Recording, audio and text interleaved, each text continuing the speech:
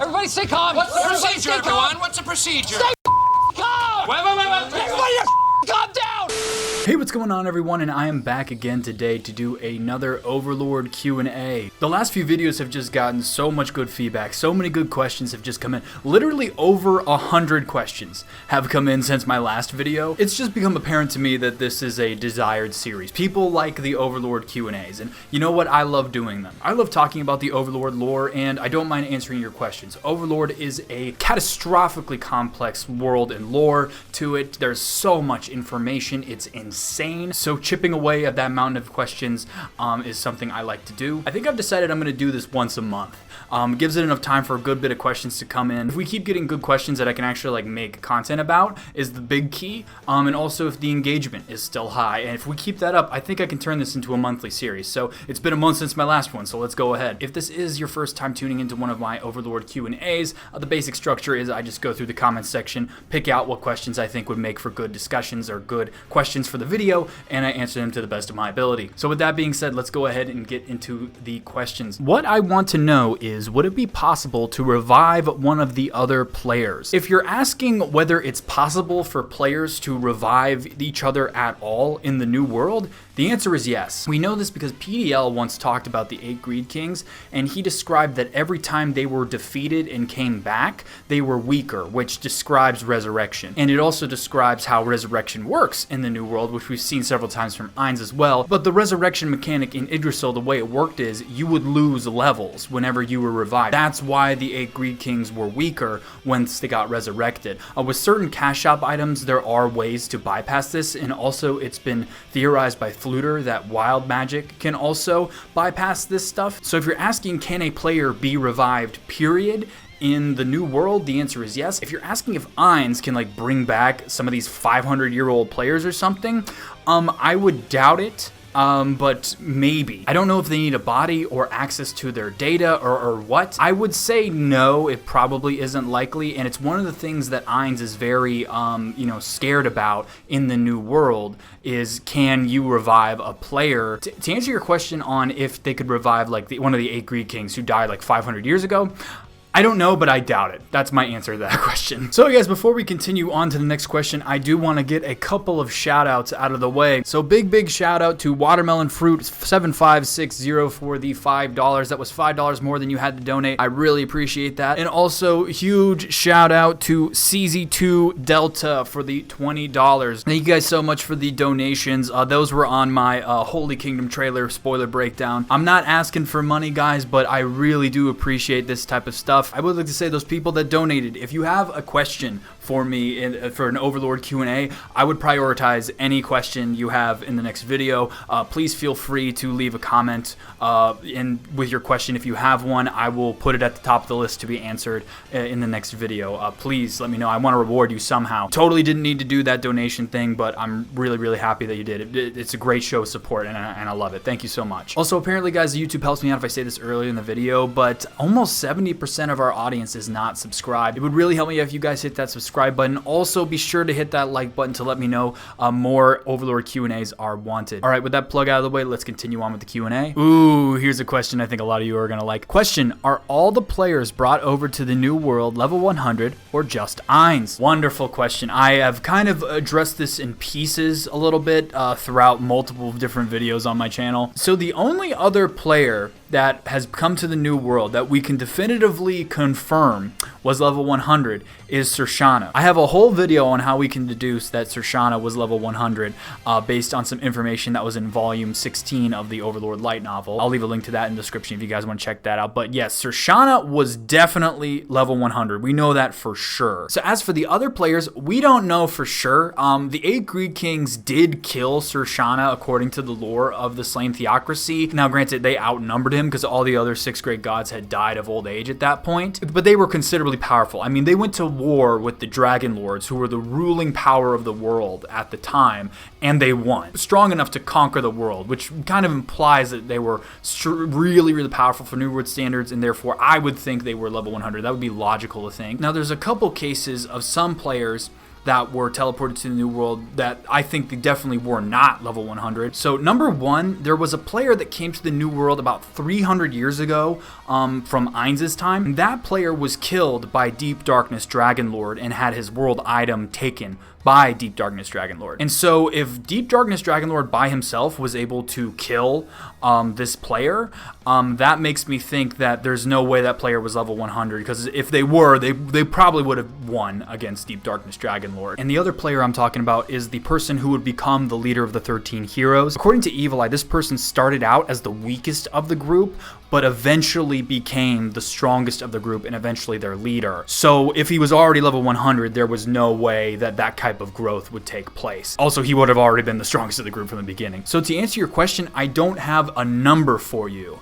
but just going by the logic, no, not all the players that were transported were level 100, but we know for a fact that one of them definitely was, and it's also pretty likely, I think, that maybe the rest of the 6 great gods and the 8 Greek kings were also level 100. Just based on context clues. But the only one we're confirmed to know was level 100 was Cershana. Great question. I'm sure a lot of people will get a kick out of that one. Okay, here's an interesting question related to future content. Are you going to do a review on Volume 16 light novel with greater explanation and the events that will and could take place in Volume 17? I'm kind of in a weird spot with Volumes 15 and 16. I don't know yet if that's ever going to be adapted into anime, and even if it is, it might be years and years until that gets adapted into anime. I have already said multiple times I don't want to do recap videos on this channel. I've always viewed my channel as supplemental material to the Overlord anime. So doing videos on content that hasn't been adapted into anime yet, it would be a different thing for me. I don't want to just recap the volume because I want you guys to support the work and buy the volume yourselves and read them yourselves. But a review, I could be interested in doing something like that if like an anime adaptation for those volumes is way off. Maybe like critiquing some things or talking about some big things that come up or theory crafting. I could be interested in doing a video like that. We'll put that and in the possible videos to be made. Great idea. Thanks for the idea for content. Ooh, this is an interesting question. Next Q&A, whatever happened to Clementine's corpse? Heard it was missing or stolen. So yes, that's exactly right. Clementine's corpse, after the end of Volume 2, the Dark Warrior arc, so after Ainz killed her in Volume 2, he left her there. After he stole all her equipment, he left her there as a scapegoat for like all the events that took place. Like he wanted someone there to be blamed for the things that happened. Her body was then taken by the Riestes authorities, but then it was mentioned that her body did go missing. You're exactly right. It just went missing one day. It's never been answered really what happened to it. It's kind of one of those open-ended things that Maruyama's just kind of leaving to our imagination. I highly doubt that will ever be brought up ever again in the story. The most likely theory, I think, is that Zuranon took it because like she was affiliated with them, and they're also kind of obsessed with like, they're like a death worshipping cult, so obviously corpses would be useful tools for them at some point or another, especially one as powerful as Clementine is. But yes, you're exactly right. Her body did go missing after it was taken by the authorities, and we just don't know. It's probably never going to get definitively answered. Okay, this is a comment I've seen so many times. It's not really a question about Overlord, it's just a question about content, but I feel the need to answer it because it's been asked so much. Will you make a video about the Overlord map so far? Yeah, actually, that kind of sounds like a fun idea. We could just kind of, I could make it pretty casual, actually, just kind of going down and breaking up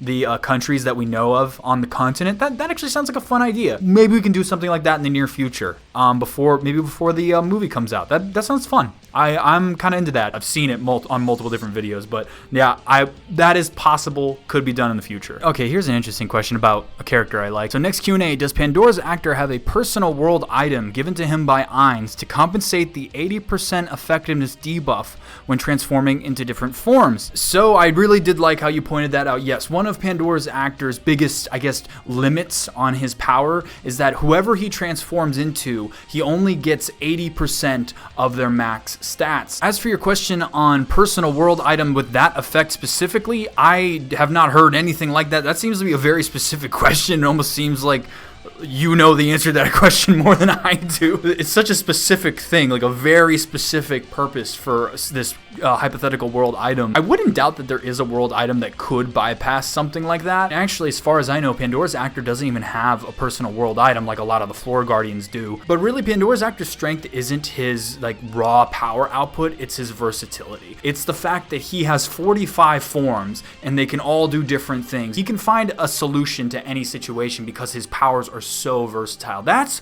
what Pandora's actor's real strength is. So I don't really see a reason for him to have to bypass his 80% cap, which is still a lot, by the way. So the answer to your question is no. And not only do I not think he has an item that does that, I don't even think he has a world item. So I would just go definitively no on that question. Okay, this question isn't Overlord related, but I'll just answer it. It'll be really quick. What happened to that bookshelf with your manga and novels under your Persona 5 poster? Notice it's gone. Is it related to a move or something? You are observant. Yes, I did move that out. I had to make space for my new drum set.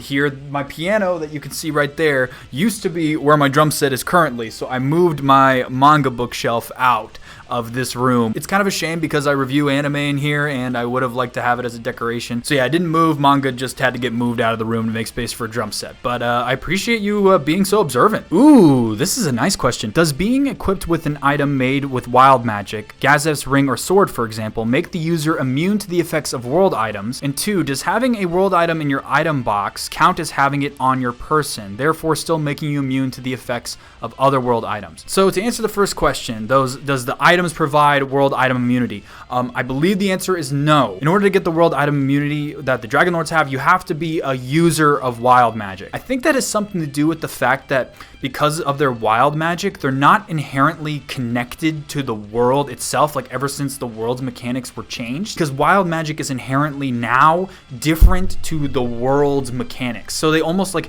have world immunity because their magic that they have, that they possess, is not tied to the world anymore. So this isn't 100% because there's no specific examples I can quote. I believe the answer is no. Those items would not afford them the world item immunity that wild magic practitioners themselves have. To answer your second question about having a world item provide you the immunity to other world items, I believe the answer is no. You have to have the world item equipped. It's basically the equivalent of like, you know, like in a video game with armor. Like if you just have armor in your box, that doesn't mean you get the defensive properties of the armor. You have to be wearing the armor. It's a difference between having it and equipping it. That's the two different things. So no, I don't believe that just having it in your box is enough. You have to have it equipped in order to use it and also get the benefits from it. Very interesting question. Brought up a couple of kind of lore things. I like questions like these. Okay, this is another non-Overlord question, but I feel compelled to answer it because it's from a top commenter. On another note, when is the next One Piece video? I'm curious to see how far you've gotten and how you feel about all the events in the One Piece universe that you have seen. To answer your question, I kind of stopped with the One Piece stuff just because it was too much work for too little return. I lost traction with those videos. As for where I am in the story, I just finished Punk Hazard, getting into Dressrosa. Trafalgar Law is the coolest dude ever. I was thinking maybe I could do a video basically covering just like my basic thoughts on all the pre-time skip arcs now that I've, you know, gotten to the time skip, which is kind of like the halfway point. I have watched a lot of One Piece. I still love the show. Fishman Island was definitely a rough one to get through. But no, I still love One Piece. It's still awesome. I freaking bought the box set of the manga. I love it. But yeah, I just wasn't getting the returns on those videos. So I stopped making videos. Maybe I'll do one in the future just talking about like all the pre-time skip arcs, and then maybe like until I get to like Wano or something, I'll talk about that. Oh, an interesting question here. Since the battle maids aren't level 100 yet, would it be possible for them to level up in the new world? Very interesting question, to which the answer is no. NPCs cannot level up in the new world. I think it has something to do with the fact that they were inherently like just like inanimate objects, weren't like actual real people in Yggdrasil. So even though they've now become real people and have had personalities created for them since transporting into the new world, and they are alive now, because they were inherently non-living in Yggdrasil, they're basically like stationary in the new world. They can't grow, they can't like physically level up. That's just a theory on how I think, like why they can't level up. That's not proven, that's just something I think. I think a plus side to them not being able to level up though is that they can be resurrected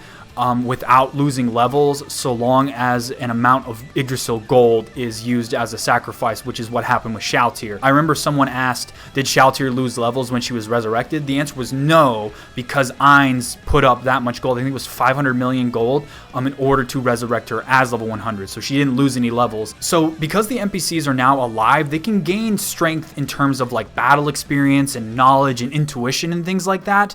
But as for leveling up themselves, the answer is no. None of the NPCs can go beyond their specialized level in the new world. Great question. Lots of lore implications that you can kind of think about with that question. Really fun question, like that. So guys, the runtime here is getting a little long, so we're gonna end it off here. I love the questions, guys. It's so fun to answer these things and just talk. It brings up a lot of things that I probably wouldn't talk about in my breakdown videos.